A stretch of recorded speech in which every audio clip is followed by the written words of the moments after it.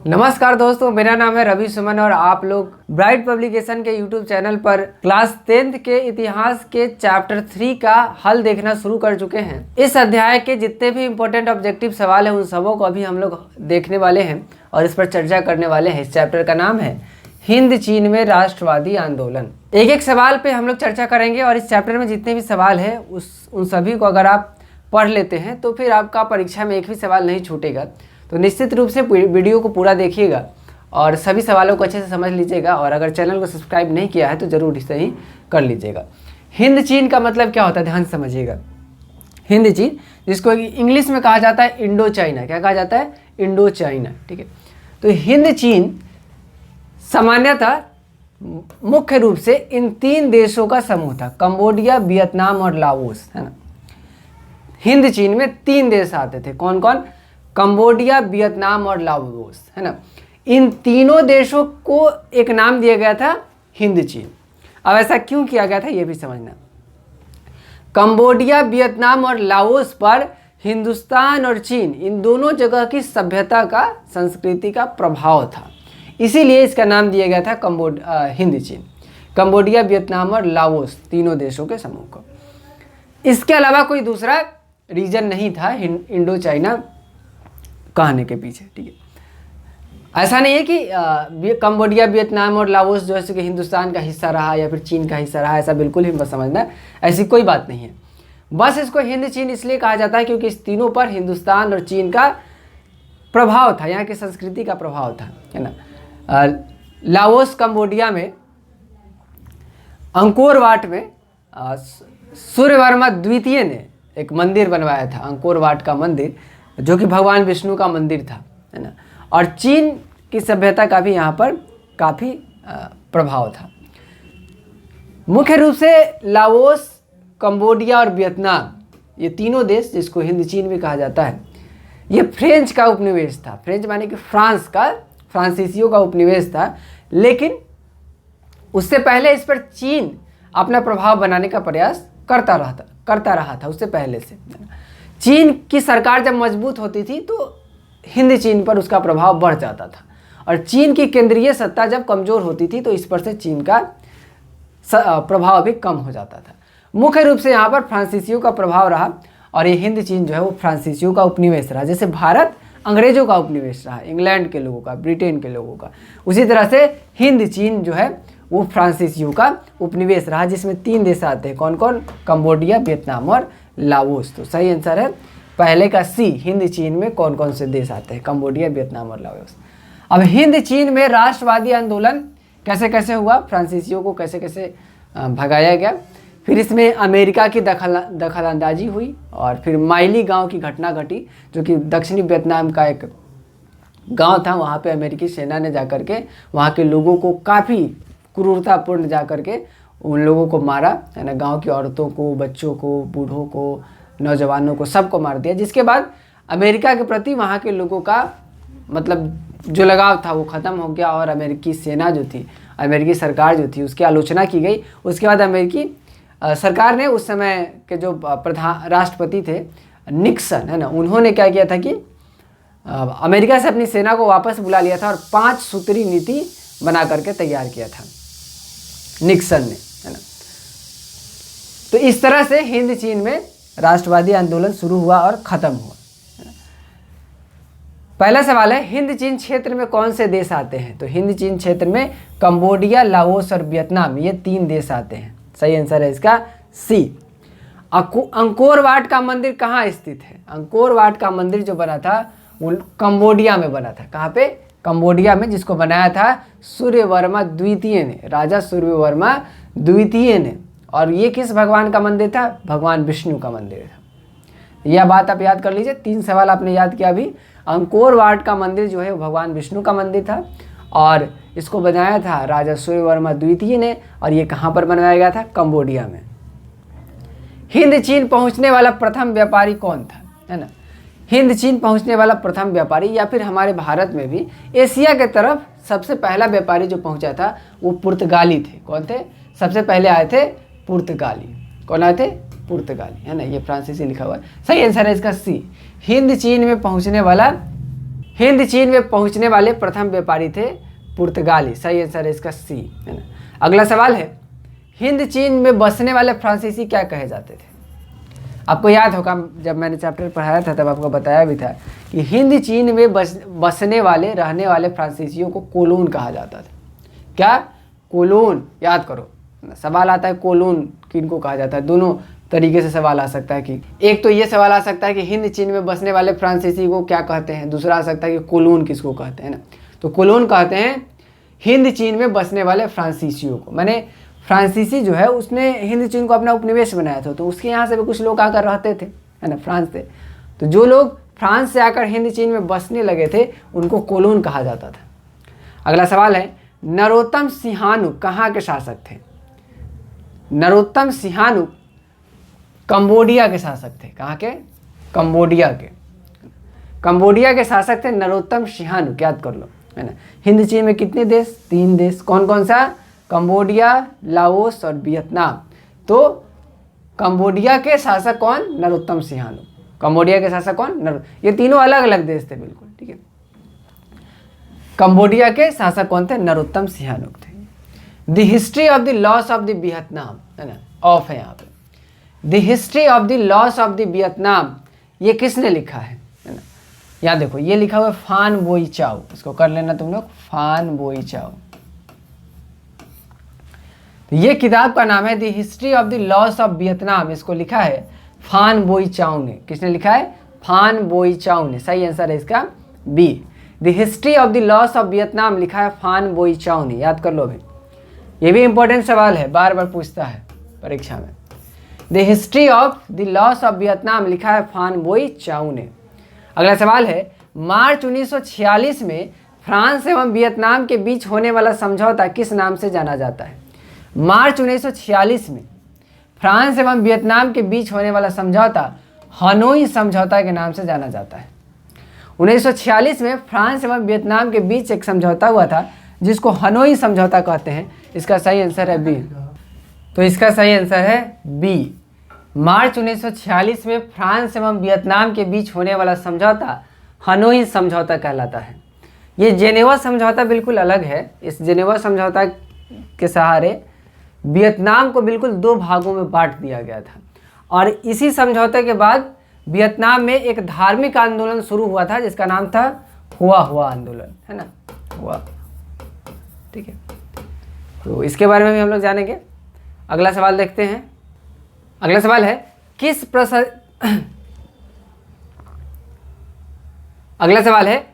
प्रसिद्ध दार्शनिक ने एक अदालत लगाकर अमेरिका को वियतनाम युद्ध के लिए दोषी करार दिया? तो वियतनाम युद्ध के लिए रसेल एक प्रसिद्ध दार्शनिक थे जिन्होंने अदालत लगाकर अमेरिका को वियतनाम युद्ध के लिए दोषी करार दिया था।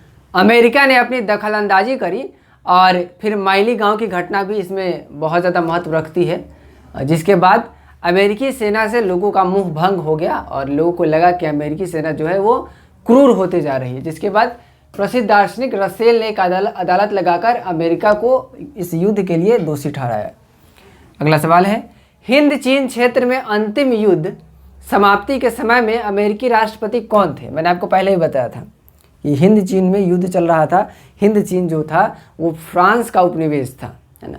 लेकिन वहाँ पे जब युद्ध की स्थिति बनी तब अमेरिकी सेना दखलंदाजी की वहाँ पर गई थी युद्ध में रोक टोक के लिए, है ना। लेकिन जब माइली गांव की घटना घटी और अमेरिकी सेना की आलोचना की जाने लगी, तब उस समय के राष्ट्रपति थे निक्सन, और उन्होंने 5 सूत्री नीति तैयार की और वहाँ से अमेरिकी सेना को वापस बुला लिया। तो इसका सही आंसर है बी। हिंद चीन क्षेत्र में अंतिम युद्ध समाप्ति के समय अमेरिकी राष्ट्रपति थे निक्सन। हुआ आंदोलन किस प्रकृति का था, है ना। तो जेनेवा समझौता से पूरे वियतनाम को 2 भागों में बांटने का प्रयास किया गया था, जिसके पश्चात वियतनाम में एक धार्मिक प्रवृत्ति का आंदोलन शुरू हो गया जो कि बहुत ही ज़्यादा आक्रमणकारी हो गया था, है ना। और वो जो आंदोलन था वो यही आंदोलन था हुआ आंदोलन, और ये किस प्रकृति का था? धार्मिक भी था और साथ में क्रांतिकारी भी था, है ना। धार्मिक प्रकृति का था, साथ में क्रांतिकारी भी था, और बहुत ज़्यादा वो आक्रमणकारी भी हो चुका था, मतलब कि उग्र हो चुका था। है ना। तो इसका सही आंसर डी लिखेंगे, है ना। बी भी सही है, धार्मिक ही था, लेकिन इससे भी बेहतर ऑप्शन हमारे पास है क्रांतिकारी धार्मिक, तो उसको चुनेंगे। लियांग किचाओ कौन थे? लियांग किचाओ एक चीनी सुधारक था। कौन था? एक चीनी सुधारक था। लियांग किचाओ चीन के एक सुधारक थे, है ना। तो इसका सही आंसर है ए। अगला सवाल है, वियतनामी कम्युनिस्ट पार्टी के संस्थापक कौन थे? वियतनामी कम्युनिस्ट पार्टी के संस्थापक थे होची मिन्ह। कौन? होची मिन्ह, है ना। होची मिन्ह वियतनामी कम्युनिस्ट पार्टी के संस्थापक थे। इसका सही आंसर है ए। जेनेवा समझौता किस वर्ष हुआ था? ये भी मैं आपको बार बार बताता आ रहा हूँ। जेनेवा समझौता जिससे पूरे वियतनाम को 2 भागों में बांटने का प्रयास किया गया था, ये वही समझौता है ना। याद रखना, ये सवाल भी बार बार पूछता है। और जेनेवा समझौता हुआ था 1954 में। कब हुआ था? 1954 में। इसका सही आंसर है सी। अगला सवाल है, वियतनाम में टोकिन फ्री स्कूल, वियतनाम में टोकिन फ्री स्कूल की स्थापना कब हुई थी? 1907 में। वियतनाम में 1907 में टोकिन फ्री स्कूल की स्थापना हुई थी। इसका सही आंसर है ए। वियता मिन्ह की स्थापना किसने की? वियता मिन्ह की स्थापना किसने की? ऑप्शन है बाओ दाई, होची मिन्ह, फान बोई चाउ, इसको ऐसे लिखेंगे, और कुआंग दे। इसका सही आंसर है बी। वियता मिन्ह की स्थापना की थी होची मिन्ह ने। किसने? होची मिन्ह ने। अगला सवाल है, वियतनाम में टोकिन फ्री स्कूल की स्थापना किस उद्देश्य से की गई थी, है ना। अभी एक सवाल आपने पढ़ा ना कि वियतनाम में टोकिन फ्री स्कूल की स्थापना 1907 में की गई थी। इसका उद्देश्य क्या था?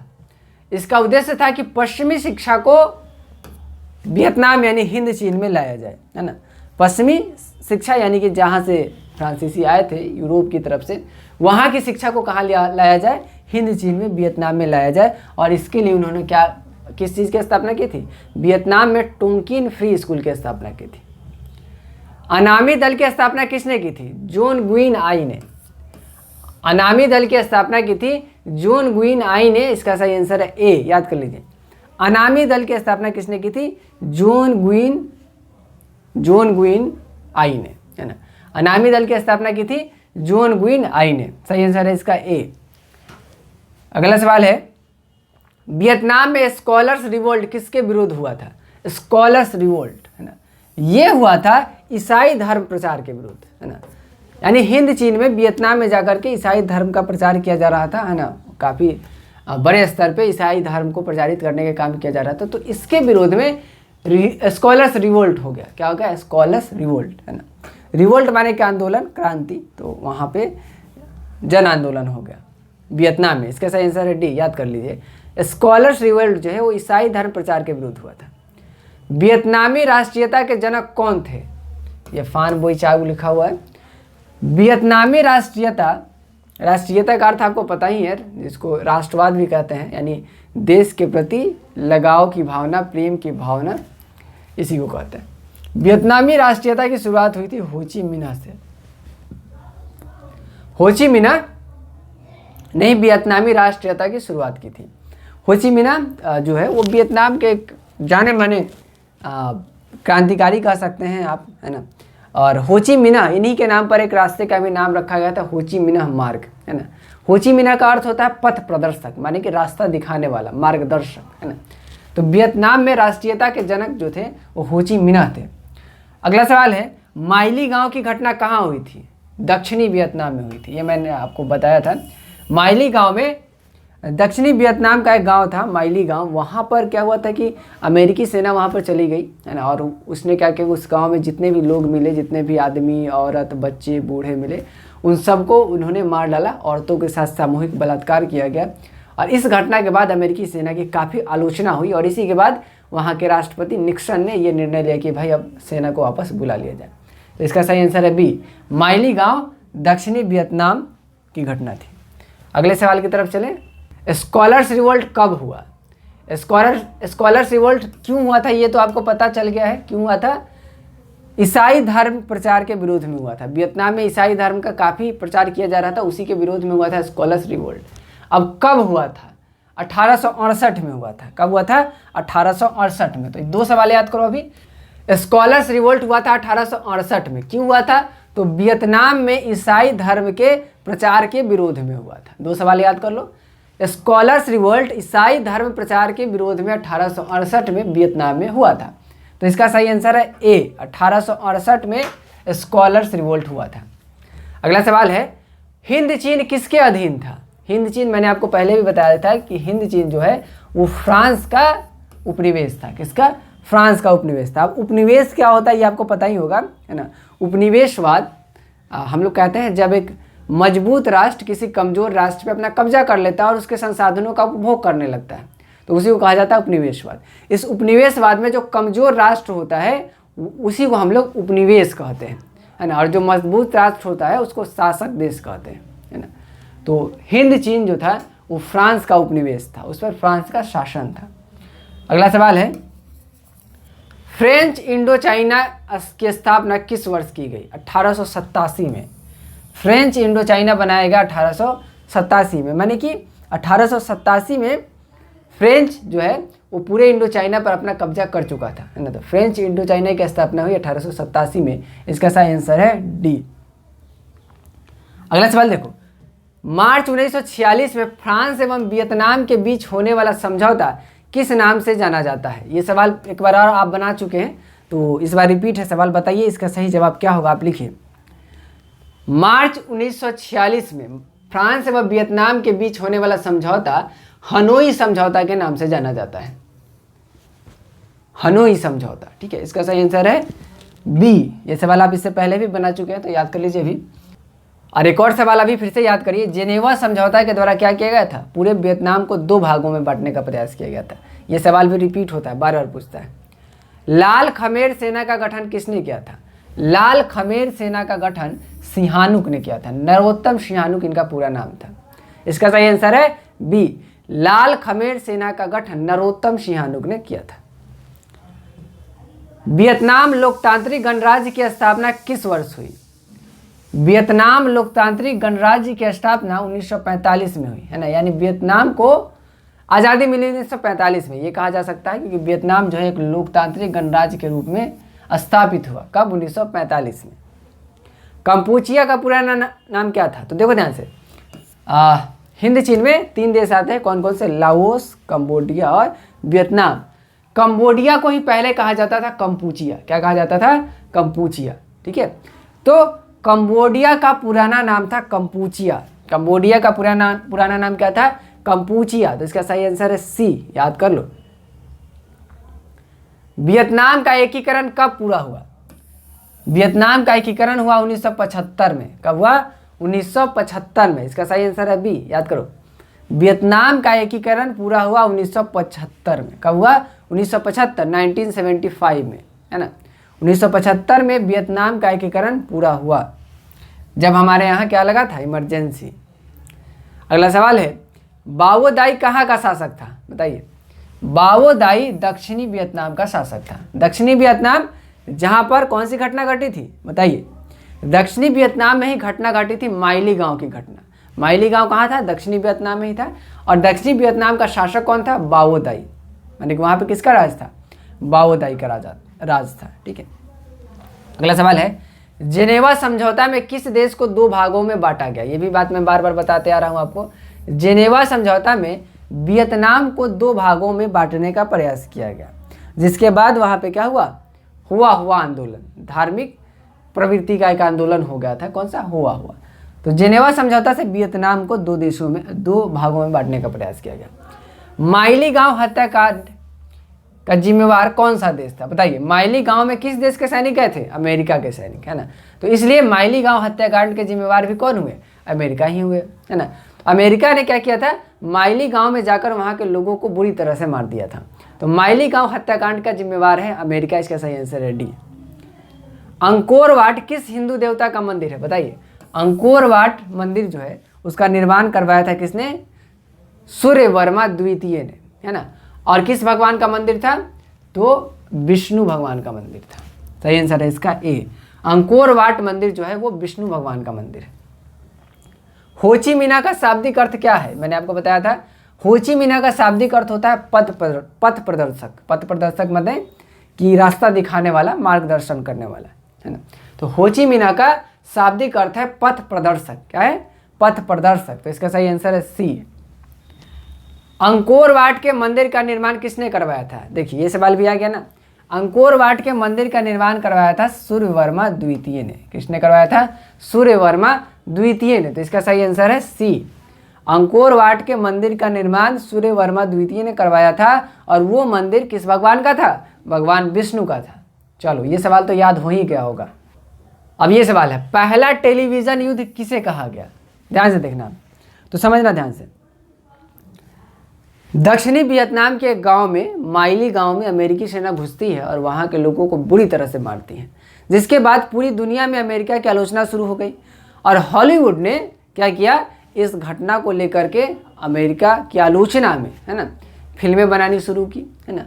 और उसके बाद टेलीविज़न वॉर शुरू हो गया, है ना। कुछ लोग इसके विरोध में, कुछ लोग इसके पक्ष में फिल्में बनाने लगे, शॉर्ट मूवीज़ बनाने लगे, है ना। तो इसलिए वियतनामी युद्ध को पहला टेलीविज़न युद्ध कहा गया। क्या कहा गया? वियतनामी युद्ध को पहला टेलीविज़न युद्ध कहा गया। तो इसका सही आंसर है बी। वियतनामी युद्ध को पहला टेलीविज़न युद्ध कहा गया, यानी टेलीविज़न के माध्यम से लड़ा जाने वाला युद्ध। तो इसका सही आंसर है बी। अब ये सवाल भी आपको समझ में आ गया होगा। इस तरह से इस तीसरे अध्याय के जितने भी इंपॉर्टेंट सवाल थे उन सबों का अध्ययन हमने कर लिया है। उम्मीद है कि आप लोग इन सबों को याद कर लिए होंगे। अगर नहीं याद हुआ है तो इस वीडियो को एक बार और देख लीजिएगा और सभी सवालों को समझ लीजिएगा। इसके बावजूद भी अगर कोई समस्या रह जाती है तो लाइव क्लास हमारा शुरू होने वाला है 15 मार्च से, तो उस क्लास में भी शामिल होइए और अपने सवालों को रखिए वहाँ पर। अभी भी कमेंट बॉक्स में लिख सकते हैं। आप लोगों से मुलाकात होगी फिर अगले वीडियो में। तब तक के लिए इस चैनल को सब्सक्राइब कर दीजिएगा, और अगर ये वीडियो अच्छा लगा हो तो लाइक कीजिएगा, अपने दोस्तों के साथ शेयर जरूर कीजिएगा। Tata bye bye, thank you.